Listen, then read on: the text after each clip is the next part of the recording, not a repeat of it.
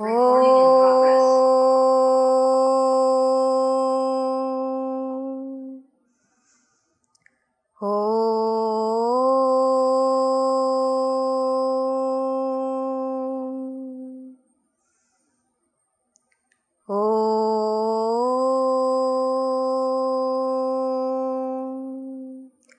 Om Sahana Vavatu Sahanau Bhunaktu Sahaviryam Karavavahai Tejasvanavadhitamastu ma vidvishavahai. Om Shanti Shanti Shanti. Samastajana Kalyane Niratam Karunamayam Namami Chinmayam Devam Sadgurum Brahma Vidvaram Shruti Smriti Purananam Alayam Karunalayam Namami Bhagavad Pada Shankaram Loka Shankaram Mukam Karoti Vachalam Pangum Langhayate Giram Yat Krupatamaham Vande Paramananda Madhavam Paramananda Madhavam. So here we had seen who is this Krupanaha. Krupanaha, the one who is a miser. And of course, a miser is one who has the wealth and yet will not use it, not even for his own benefit, forget that for the benefit of others. So this Krupanaha, Bhagwan here has used it in the context of a person who is aware of the truth, who is having a great deal of knowledge and yet is not implementing that knowledge, right? So here he says, Durena hyavaram karma buddhi yogad dhananjaya buddhau shanamanvicha krupana phala hetavaha. So he says, in this when you are taking the two, one is karma and the other is karma yoga. By far, this karma is much inferior to karma yoga. And it is not, that Bhagwan is saying this because he wants Arjuna to choose karma yoga alone, but he is telling him as that reality of life. Why? Because he has already told what is your true nature, what is it that is at the crux of your problem. So he has already educated Arjuna and he has told him what is this Sankhya Yoga, and he has told him how in the Sankhya Yoga you will know the true nature of yourself, and that having known that true nature, there is then therefore no need for, or having known that Sat, there is no need therefore then to entertain that Asat. But given the nature of things, given the nature of this world, and the very fact that the veiling of ignorance is keeping you engaged in the world, thinking that this is my reality, then therefore how should you operate? So here he says, okay, you know that you are doing karma, but instead of doing it the usual way, instead of doing it as one who has has now become aware of his own true nature, how should one operate? So then therefore when you are doing this karma, if you just change your perspective to that of karma yoga, then you will sometime very sure shot reach that destination of knowing you yourself as is your true nature, of realizing that self here and now, in this world alone, in this realm alone. And having known that, then there is no reason why you should ever forget it. Then there is no reason why you should keep coming back into this cycle of birth and death. So here what Bhagavan is trying to do is he's cutting a sure path or showing Arjuna a direction in terms of that destination which he has to attain. So therefore he says that, if you are even considering, that karma alone is what you have your right to, then stop right there. And instead what do? You choose karma yoga and you take to that path. How do you take to that? Then he says that, buddhau sharanam anvichya. When you understand the reality of this karma yoga, then, directing your intellect or directing yourself to surrender to that outcome, or not just the outcome, but to the one who is directing that outcome. Who is that director of this outcome? It is Bhagavan alone, right? So he is telling buddhau sharanam anvichya. When you bow down to that, when you surrender to that reality or that truth or that director or that karma phala data, then therefore there is never going to be any doubt what is going to be your destination. So here when he says that the destination or that bowing down or that surrender, not only is he talking of surrendering to that karma yoga buddhi, but what he is also saying is that make me your anchor. And therefore we also saw there that this is where actually Bhagavan is trying to tell us that this same karma yoga is what is bhakti yoga also. That bhakti yoga where all your activities are God centered instead of being world centered, right? In terms of whatever achievements you have to do, whatever role that you are playing. And it is not just in terms of in terms of the work that we are doing, but this is in terms of being whoever we are in the lives of the people whom we are in connect with, or the things and beings that we are in connect with. Be it being the brother or being the mother, or being the son, daughter, or even a parent, or playing the role of whatever profession we have taken up, or even just being a human being. Being a human being also, we have so many various duties and responsibilities towards other beings who are there on this planet, right?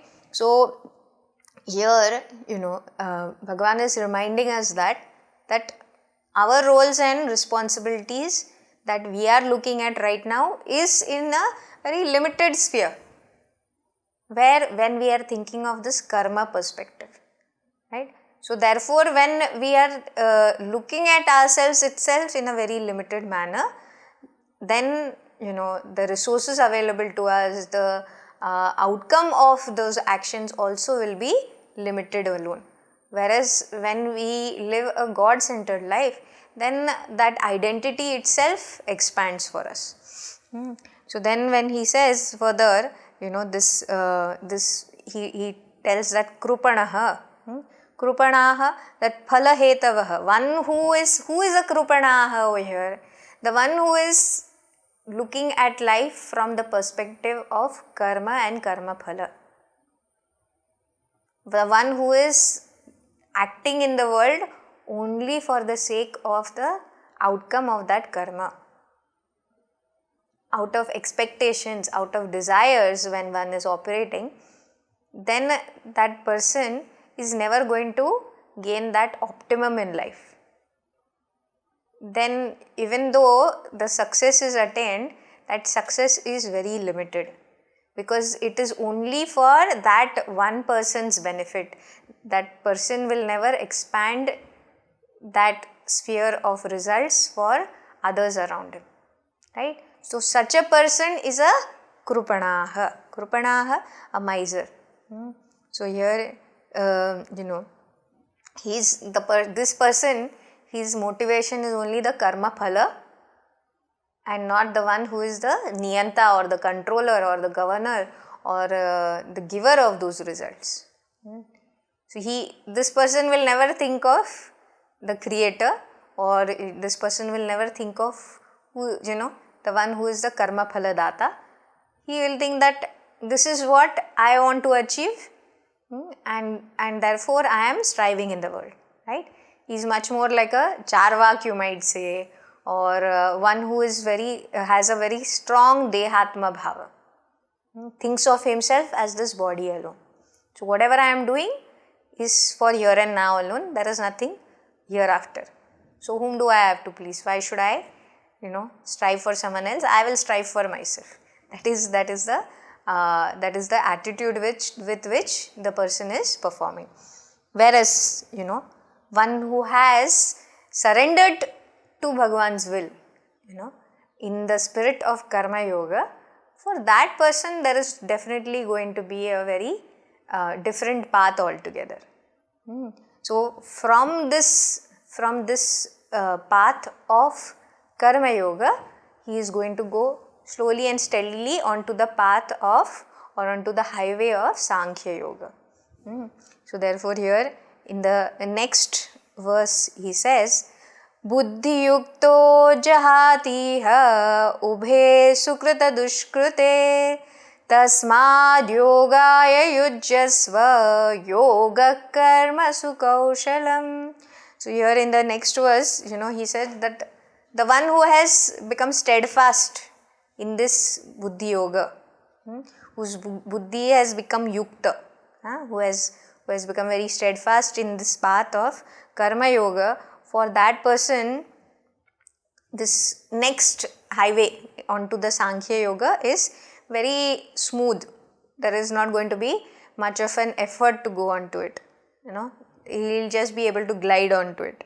So, we had also seen how, the example of Jawaharlal Nehru Road that goes onto the MG Road, right? So, it is not that the two are different, but one is required, the initial path is required to jump onto the next path, right? So, would you say that, only karma yoga is sufficient for me to reach my destination? No, karma yoga along with Sankhya yoga is. So, but karma yoga will be the starting path, and from there I will move on to the next path, which is Sankhya yoga. So, and so too then we also saw in the last verse that, how this bhakti yoga is the same, or it is actually merged with karma yoga, because one cannot but gain this bhakti or devotion without being in the karma yoga, or one cannot perform karma yoga without being into bhakti, or developing that undeniable devotion to the Lord, where one makes Bhagwan itself as the center of all the actions that one is performing or offering unto the Lord in this life, right? So here we saw this yoga karma sukaushalam. So here one meaning of this line is what? That it is dexterity. Kaushalam, there is dexterity. So dexterity is what? Doing an action very well, or being dexterous in all actions. So that one not only has the skill, but is efficient at consistently doing it right, consistently giving the productivity out of it, or doing it optimally, right? And the second meaning is that amidst all the karmas that are done, right, amidst all the kind of pushes and pulls or ups and downs that one has in life, what will happen is that one remains equanimous. So this equanimity which is there, it had come in the earlier part of the verse, right? In the earlier verse where we said samatvam yoga uchyate, right? What is yoga? When you are equanimous in all actions. That is kaushalam. What is that? Is what? Kaushalam again is dexterity only, but here that dexterity is driven by equanimity. So be it, the outcome of any action is going to be twofold. It will have two aspects at any time, right? Be it siddhi or asiddhi, be it success or failure. So having known that these pairs of opposites are in operation, only then will one be able to cope with them with samatva, equanimity, not being deterred in any way or not having any kind of anxiety. One will perform the action, and the result of it, be it success or failure, that one takes into stride, saying that okay, this is the outcome which Bhagwan has willed for me, and he knows the overall view, and he knows the entire entire journey for me is already chalked out by him. So I have to just move along the way he has placed me. Not that one might say that, oh, maybe there is some kind of partiality involved in this. There is no partiality. Bhagavan is not having any kind of like they say that he is not a karma chor. He is not a thief of results of our actions. He is not going to gain anything from it. He is not going to benefit in any way. He is not going to think that, oh, if I give this person a better outcome, then he is going to give me, he is going to build a temple for me. Nothing like that. You build a temple for him in your heart, and that's all. And then he will make sure that whatever is deserving for us, that is what is coming to us. Based on what? Based on our karma. Based on what was the intent with which, what was the perspective with which I have performed this action. When I performed that action. If it was for a momentary gain, if it was for a anitya sukha, then I might even get that anitya sukha at that time, but the results of that will come,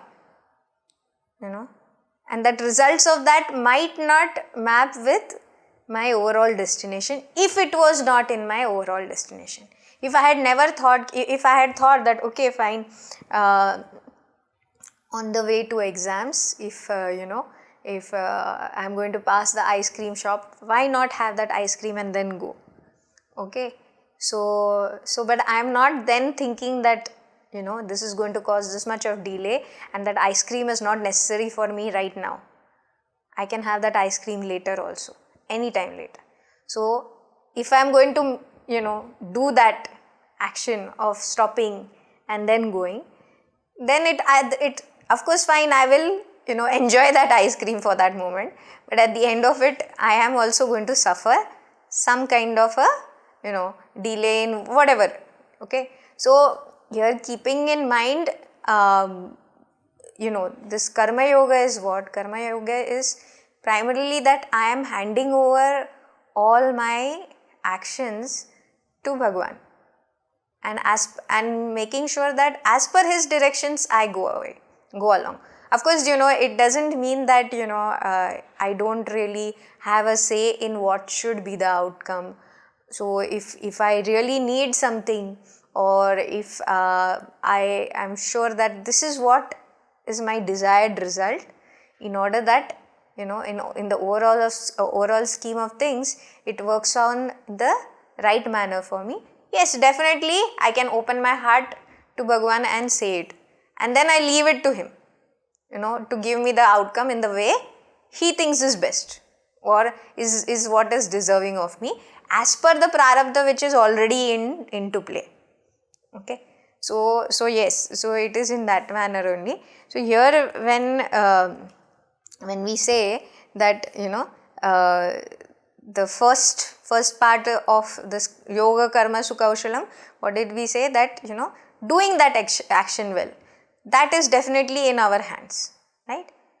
So that is in our hand. And then second is that in spite of doing that karma, if I am if there are going to be hiccups here and there, if I am able to manage those hiccups without any kind of agitations, so to say, with equanimity, with samatva, then that too is dexterity in action. Then that is also what we say yoga karmasu kaushalam. So here kaushalam over here is that equanimity or that samatva with which I am able to perform the task despite the odds. Okay, so that is that. And here also one of the things that one of the quotes of Gurudev is that knowledge is not freedom. One second, I will just, yeah. Knowledge is not freedom from action, but knowledge is freedom in action. Okay, so that is what is here in terms of that kaushalam. That when I am in the action itself, if I am free of the attachment to that karma and that karma phala, then what? Then I am unburdened. Then I am free to operate as his instrument as best as possible. Otherwise, I will not be able to give my optimum if there is too many things or too many aspects pulling me around, right? So here also one good reference to this is when we if you have studied Upadesa Sara, right? In Upadesa Sara, he says Kruti Ramana Maharshi ji, it's a beautiful text. So if you have not studied also, it's a very good text to go to also. So here he is where in Upadesar, the beauty of it is Bhagavan Ramana Maharshi ji, he talks of the different paths and which path, how one path also leads into the other. So here he had told that Kruti Mahodadau Patana Karanam. Kruti Maha Udo, where it is like when the action is there, karma, it is like what? It is like an big ocean, right? And how is that? It keeps on going. It does not stop. If you think that I will do karma till so long and then I will retire, no, that's not going to happen, because one is that asakti to the karma, then is the asakti to the karma phala. These will not leave us. Once we get attached to them, these will hold on to us further and further, right? So then what should one do? Then if we adapt to this karma yoga, then what happens is that even if there are whatever duties, we are able to disconnect from them, we are able to disassociate with them when we know that Bhagwan wants us to do something else. But for that our surrender should be to Bhagwan alone. And it should not be, it should not be a materialistic life should not be our goal, or a worldly life should not be our goal. Our goal then therefore should be that which is aligned to Bhagwan and that which is keeping Bhagwan as my destination. So, then therefore what will happen? Then even if I am bogged down with work, I will say, oh, another thing God wants me to do, fine. This is what He has in store for me, so let me do it. One will not be burdened no matter how many tasks, So normally also, it is said, like how again Gurudev says, reward of service is more service. So that reward of service is more service will come easily to whom? Not for the one who is doing it for a particular status, not for the one who is doing it for a particular appreciation or recognition, but for one who is become that instrument of the Lord and says, fine, if He wants it, if He has brought it to me, then definitely he knows that there is the capacity to do it. And then that becomes very easy. So Can you help? How goal setting and planning inner action align with Karma Yoga. I will talk of it at the end. Okay, I'll finish because in the next verse also it will come up. So I will, at the end of it, I will summarize. Okay, so then here one more part of it is, how will one, this kushalata that we are saying, this is nothing but this, what we are saying, that not feeling burdened, where there is samatva, where there is dexterity, or there is that kushalam. When is it effective? When I am not in any way agitated by the work that comes to me, when I am able to not just plan, but able to execute that plan very effectively, without feeling any kind of pressure, without feeling any kind of stress. So here one is that we will see that those who are doing karma, there is, when that karma is there is that kartrutva bhoktrutva is there. Okay, when we are talking of karma alone, where it is the karma is that which is done for our own selfish gains. One might say that, but if I am in this world, then to perform, how do I differentiate between being selfish and selfless? So here only is what we are, here is that concept of karma yoga, where I am saying that devotion to Bhagwan is vital for me to operate. And when I say devotion to Bhagwan, then what comes about is that living in a God-centered way, whatever I do is now as an offering to the Lord. So that doesn't mean that I sit and keep doing some kind of a chant, or do some kind of puja only and not do any work. No, that is not what we are saying.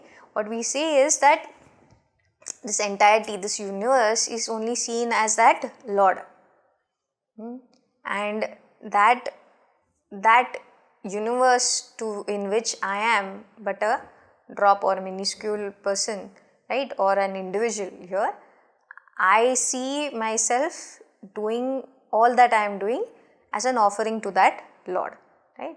So, and in that a major part of it is giving up that expectation of results of the action.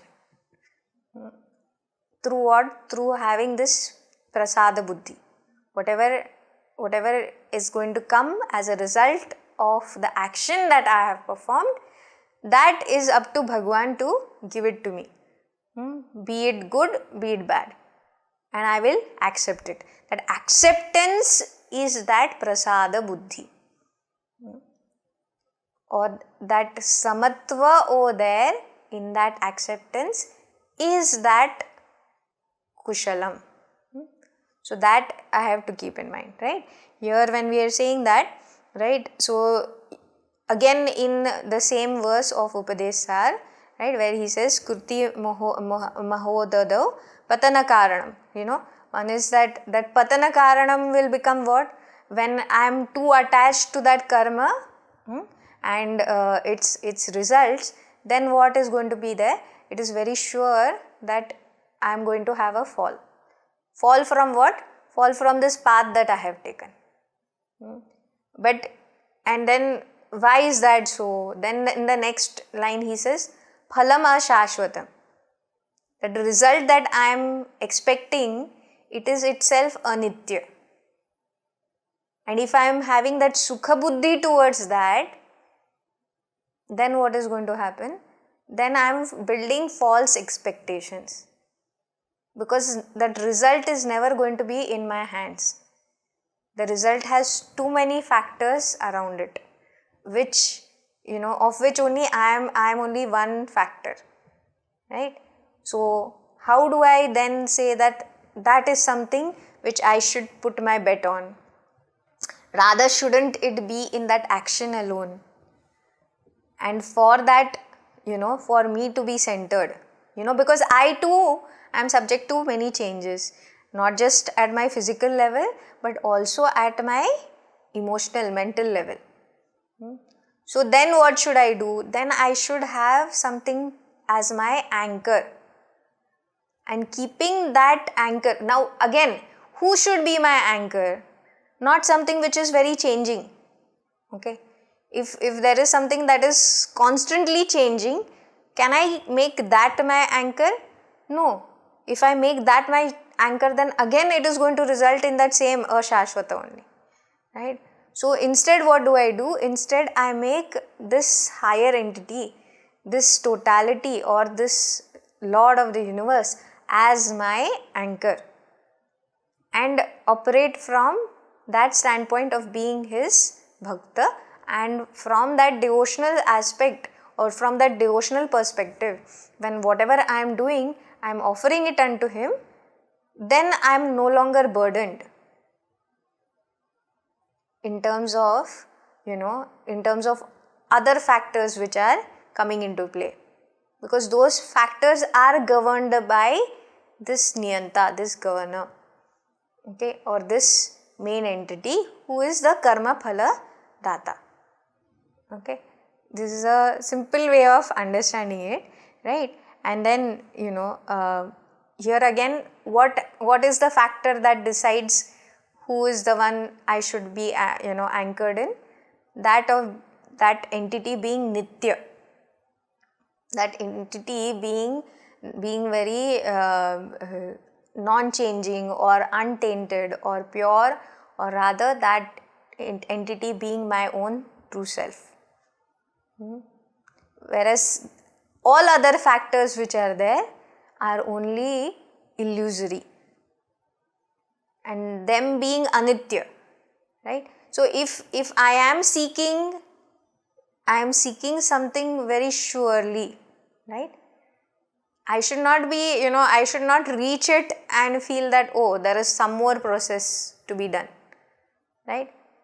I should know it to be that final destination, right? So that chashvata, that is there in that entity where I say that Bhagwan is that entity. And that is what, is the whole crux of this karma yoga. And then in the last part of that verse he says gati nirodhakam. If I am banking on all this, on the kruti, on the action, or on that phalam of that action, then what is going to happen? It is only going to, slow me down in my progress.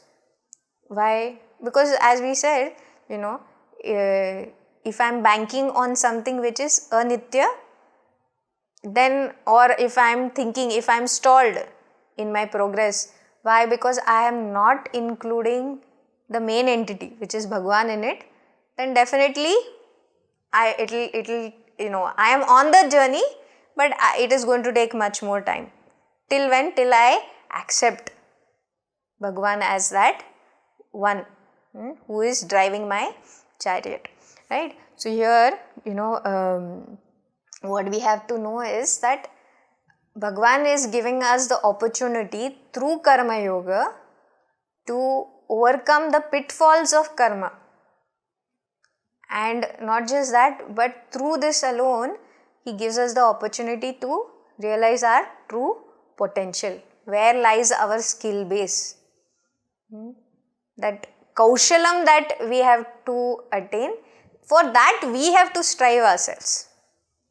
That Bhagwan is not going to bring about. He is going to give us the circumstances, right? If we have to test our strength, if I say that I am very strong, but how strong am I?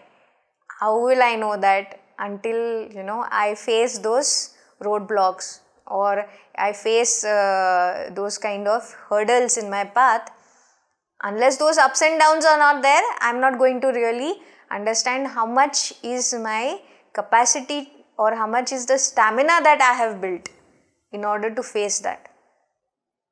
So Bhagwan is going to give us those opportunities through these very tests or these very life experiences that come to me. So then therefore, there is no reason whatsoever to cry, is again what Bhagwan is telling. So here again, then And then therefore in the verse also he says, Tasmad yogaya yujyasva. Before that itself, in the verse he says, Tasmad yogaya yujyasva. Tasmad, therefore Arjuna, what should you do? Be steadfast in that yoga. Which yoga? Karma yoga, and go ahead and fight the war. Right? Here of course fighting the war is his duty. Our duty is of course whatever is defined for us, whatever we know is our duty, that we have to perform. How? With the spirit of Karma Yoga. And here what can one do? Just for our own reflection, we can make a short list of tasks which we see as very difficult, in which we feel very stressed out, and see how, if we are applying this Karma Yoga in any of these scenarios, will it unburden us in some way? And maybe even try it out. It could be something small, it could be something very big, where we have said that, oh, this is, like how in Hanuman Chalisa it is said, Durgam kaja jagat ke jete sugama anugraha tumhare tete. This is actually that verse where the most difficult of difficult task might come to us, but when we have ourselves gone and surrendered ourselves to the will of God, right? Surrendered ourselves with this karma yoga buddhi to the Lord, then it becomes by his anugraha, by his grace. This anugraha means what? Anu means paschat, after. After what? After you have done something, so that your graha, here if I have held on to the feet of the Lord, then as a result of that, what will Bhagwan do? His anugraha, his grace will come on to me. Okay. So that what? That same task that which I was doing through karma, it becomes very sahaj. It becomes sugama. That which was durgama, that becomes sugama. So this, if we really want to see, because sometimes we are already onto these kind of thinkings, but we don't really, we somewhere lack in that shraddha to hold on to it or to even acknowledge it. So once we see that grace of Bhagwan, and once we acknowledge it, we will see so many more instances of it happening for us. And what can one do but, have that spirit of gratitude then? Even when we wake up first thing, if we are able to do that, give our, gratitude to Bhagwan for not just waking us up, but also whatever were the, incidents of the past day, it as though that it has kind of lightened, even if it was difficult, but thankfully it went off easily, right? So this gratitude, when will it come? When we are truly having that shraddha in Bhagwan, when we see his grace in and out of our days working, even though sometimes we don't really acknowledge it, right? Like normally, just recently we were having this workshop, and I was just asking out of curiosity, how many people say thank you at home? So most people said that that's not part of our culture, so we don't really do it. But now that people have this Mother's Day or Father's Day and stuff, then people start now though even people will not do a card. People will, what they will do is they will just forward some message on WhatsApp. But yes, that having that sense of gratitude not only makes it easier for interacting with the people around us, building a stronger bond, but also that strongest of bond which we should be acknowledging and we are not acknowledging, that comes into play very much strongly when we learn to say or open up ourselves to our Ishta Devata.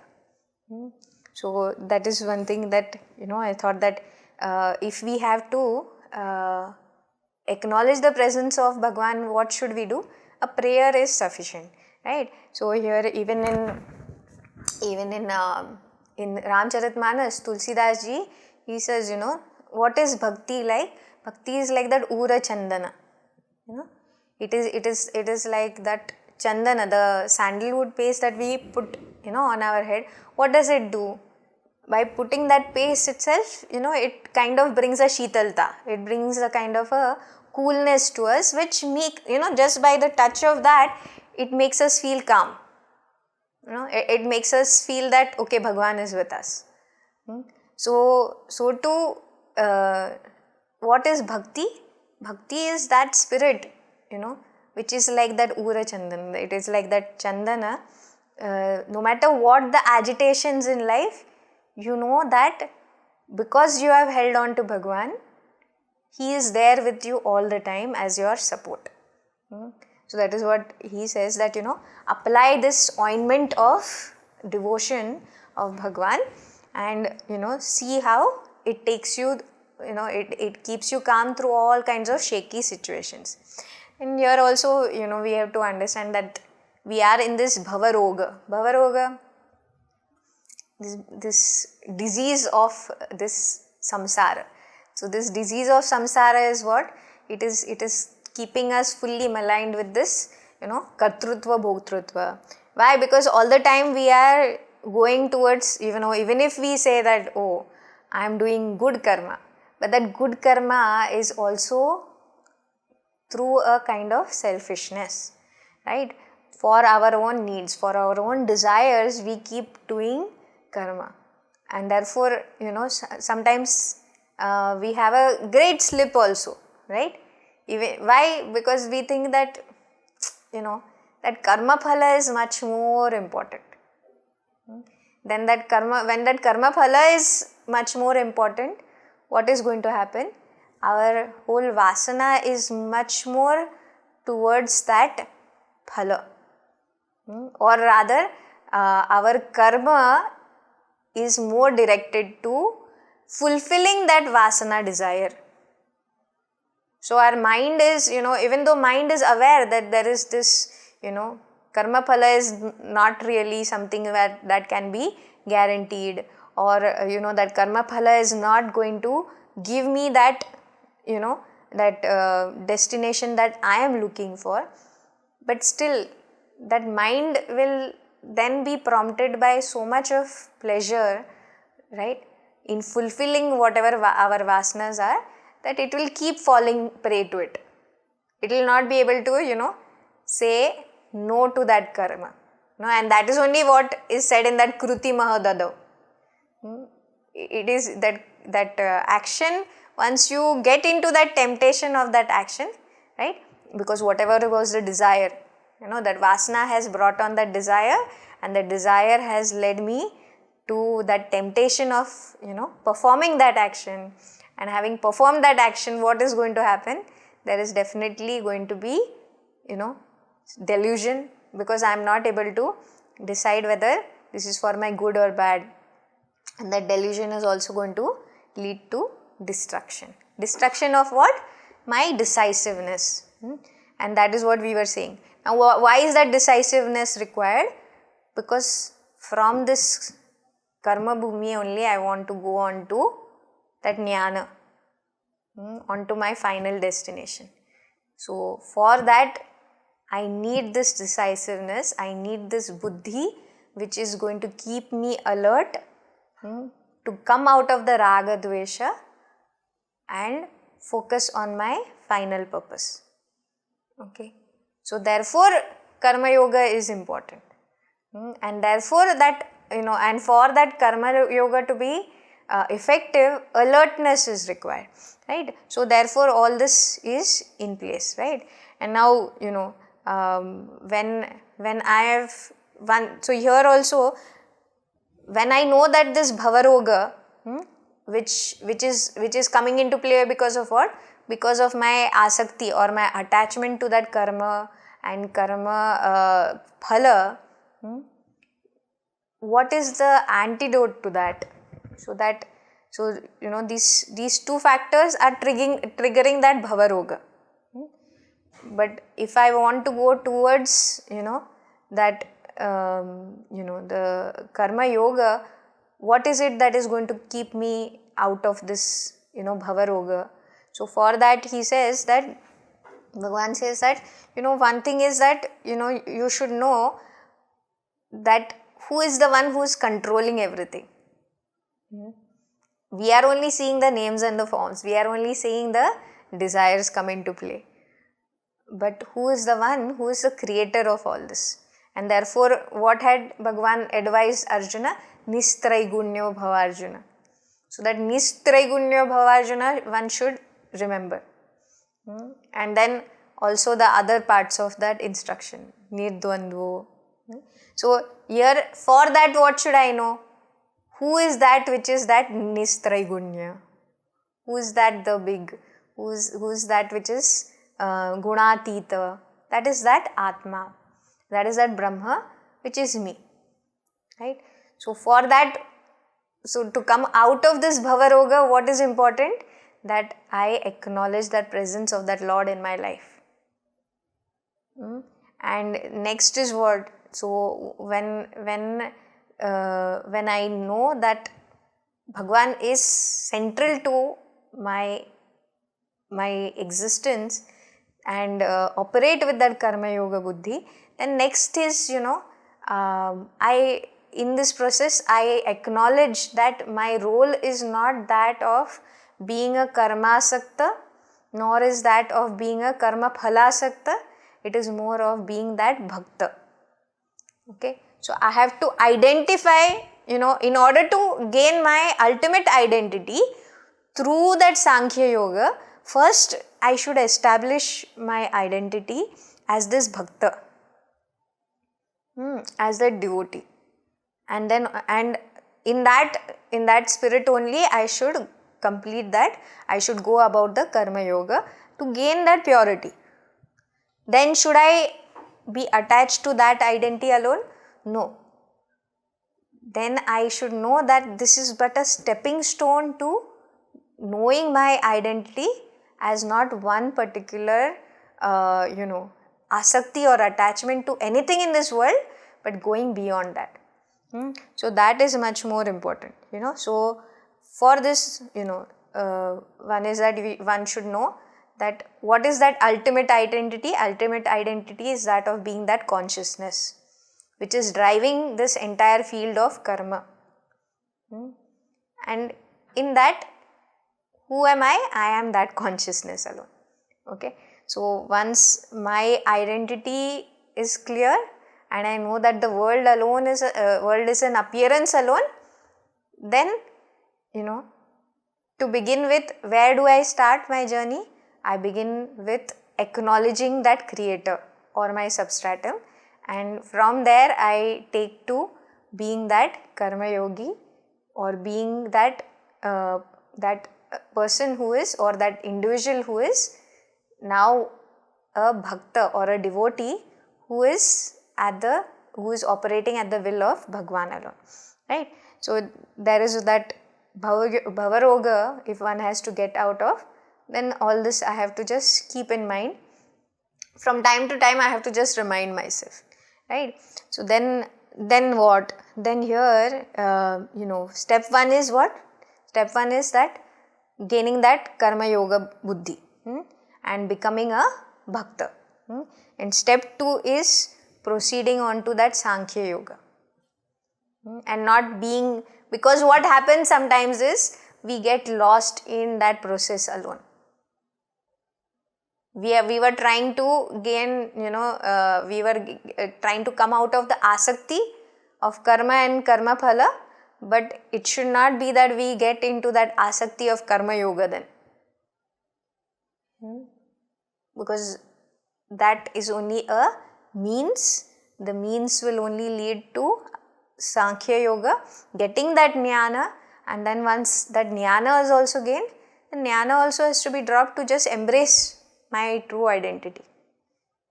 So that has to be clear. Okay, so in the next verse he says, कर्मजं बुद्धियुक्ता हि फलं त्यक्त्वा मनीषिणः जन्मबन्धविनिर्मुक्ताः पदं गच्छन्त्यनाम्ययम्. One second, I'll just read the verse again. कर्मजं बुद्धियुक्ता हि फलं त्यक्त्वा मनीषिणः जन्मबन्धविनिर्मुक्ताः padam gacchantyanamyayam. Okay, so here Bhagavan says that having understood this, right, having understood the path, then next what? Then one should understand how these manishinas work. What should be my perspective? Okay, perspective as in, so here when before we go into this entire meaning of the verse, one is that one has to understand that this existence has come because of this karma only, right? As part of, as a result of the karmas that I have performed, I have come into this janma mrityu. Okay, and the cycle continues as long as I am operating out of this karma buddhi. What is then this buddhi yukta or this buddhi yoga going to do? This buddhi yoga is going to give me a path to evolve out of this janma mrityu. So now who has examined this or analyzed this is these wise or these manishinas. Now this one might think that what is the harm in taking another birth? I am enjoying, and I have a good family. I don't see why you are criticizing this karma buddhi or having expectations, etc. I have lived for so many years and it seems to be fine only. I am doing good. I also do charity, etc. So what then is the problem? So here one has to understand that these actions that we are performing are going to over and over again keep us bound, and they are not going to give us that freedom from this bondage of not just performing but also gaining the results and keeping us trapped. So what we are thinking of as this sukha is very anitya sukha. Just as what was told in the earlier verse, right, in the 46th verse, where he was telling that those small ponds of water that we are looking at, if I just ignore and I don't see the flooded waters everywhere, and if I just say that no, my well or my pond, that's the source of water for me, when the whole place is flooded, then what am I doing? I'm ignoring the very fact that I am that happiness by nature.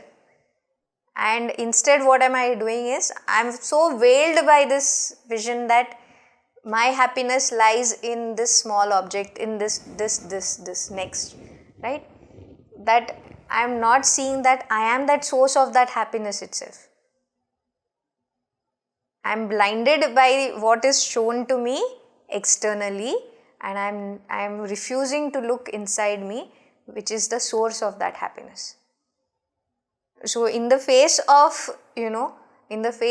that which is anitya, I am letting go, or I am completely ignoring that which is nitya, that which is that eternal source. And for that only I have to move my buddhi from karma to karma yoga and see the magnanimity of things. So here also now, even when I am doing any kind of action which is only for my desires fulfillment, then too I am, like was told earlier, I am a krupanaha, I am a miser. Because I can do many more things and it can, multiply, it can be many-fold the kind of benefits that come, which need not benefit me alone, it can benefit the whole world. But in that vision where I have say that, oh, my profits, they are only for me. The rest of the world, how does it matter to me, right? So here, that limited vision that we have, that comes about through this karma buddhi, or this attachment to that action and attachment to the results of that action. Whereas when we are talking of karma yoga buddhi, where in my equation it is the higher or that altar of dedication which I have, then no longer is my vision limited, no longer is my capacity to do that which comes to my plate limited. Then whatever comes in, I will be available for it. Because as again Gurudev says, Bhagwan doesn't see your capability, he sees your availability, right? So it is is sometimes we think that, oh, can I really do it? But Bhagwan says you can do it, and therefore I have given it to you. Okay. So then whether that Akshay Patra which was given by Bhagwan to Draupadi, she never doubted. She never doubted whether Bhagwan's word is true or false. She says, if he has given it, he says it, then I will cook once only and it will be sufficient for her. So that kind of a ashraya buddhi one must have in order to see this karma yoga buddhi manifest in us. So then one should not keep wondering, whether am I going the right way or not. So one might think that, this is a very limited, this is only a more fantasized kind of version. But until we try to observe our own life, until we try to reflect on how things are working, we will not be able to see Bhagwan's hand in it. Okay. So first we have to learn to acknowledge his presence in our lives, and then then let him do the planning for us. We always think that we are making the plans and it is going by it. Yes, do make the plans, offer it to him, and and watch it happen also in the way that he thinks, okay, this is the right time for you.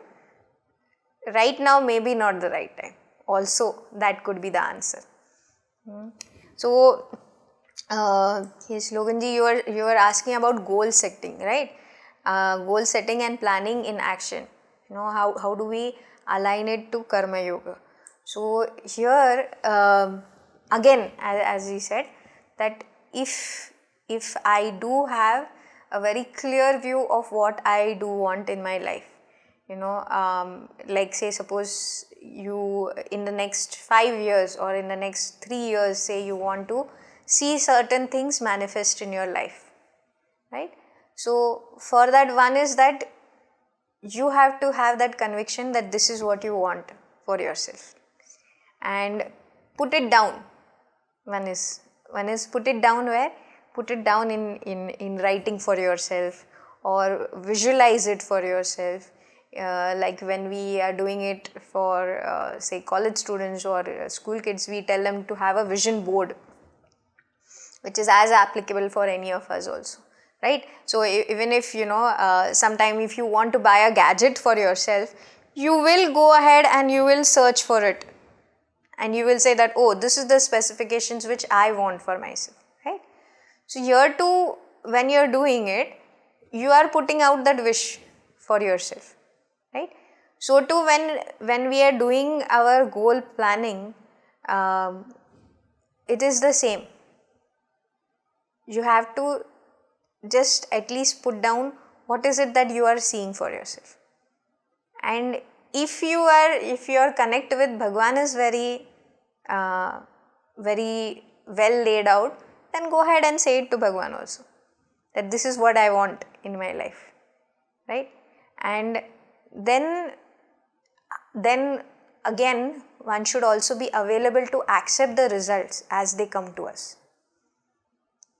One major factor in that is that, okay, the planning part of it might happen, but I don't want to accept why has Bhagwan given me this as the result. This was not in my plan. So that this was not in my plan is something that we should question for ourselves. I gave my plan to Bhagwan, but now he is the architect and he knows what is the pros and cons of putting something in a particular direction or what is best suited in some other place, etc. So if I am not surrendering to that, then I will have my own doubts on the way. Then I will also stall the further action in my indecision to go forth in a particular direction or no, and the result has come to us. Now again, as per what choice I make, then again Bhagwan will realign that plan for us. Okay. Then there will be certain delay. That also we should be able to accept. Okay. So here mainly, what one would say is that in any kind of goal planning, etc., especially in terms of karma yoga, and that is what Bhagwan said also initially, that it doesn't have this this dosha of pratyavayu. If I have not done something as per what Bhagwan has put into picture also, then too it is not a fault. He says, okay, fine, you have right now, you have changed the course a little bit, no problem. You have not done it, maybe you will have to do it later on, that which you have missed out. But it is going to cause a little bit of delay for you. So that one will have to take into one's stride. That one will be able to, even though there's a little bit delay, one will have to say that, okay, fine, it was me who changed that, or took that detour. So that little bit of delay I have to accept. So here mainly what is important is that choosing Bhagwan, listening to him. Choosing Bhagwan also means that I speak to him also. Okay, not that he is there in my altar and I keep ignoring him.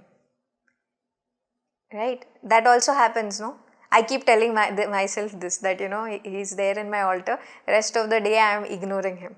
Right? So if we are choosing him, we should also be able to be open and convey whatever it is that is in our heart. We should not be able to, sometimes what we do is we put negatives in our own thought process and we stall the process, because Bhagwan is saying, you are making the choice. I have only told you what is the whole scenario. Now you are making the choice, and as Lord Krishna also tells later to Arjuna in the 18th chapter, I have told you all that has to be told. Now what decision you make is totally up to you. Right? So gaining that clarity, the clarity will come. Once we start walking the path, clarity will come. But what is most imperative is that we have that Shraddha in him. We have that sense of surrender to him. We'll fall. Many times also there are going to be falls in that. Right? But Bhagwan also is very patient. He says, okay, no problem. You fell prey to that particular temptation. You wanted to have that anitya sukha. Go ahead, indulge yourself. But it is going to cause some more delay for you. But get up. Don't have to sit there and mope around. Go ahead further. Right? So that Shraddha is more important. Planning, of course, is important. But more important than just planning is implementing that plan. Like anything in life, if we are going to have dreams, we should also have the the courage and the determination to make that dream come true also for us.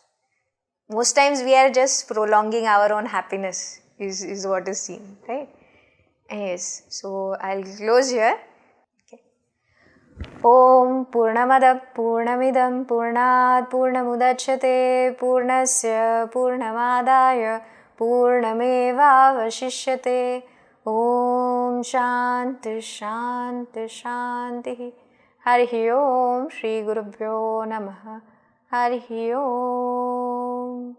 Loka samasta sukhino bhavantu. Loka samasta sukhino bhavantu.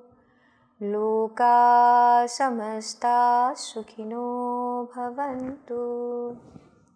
Hari Om.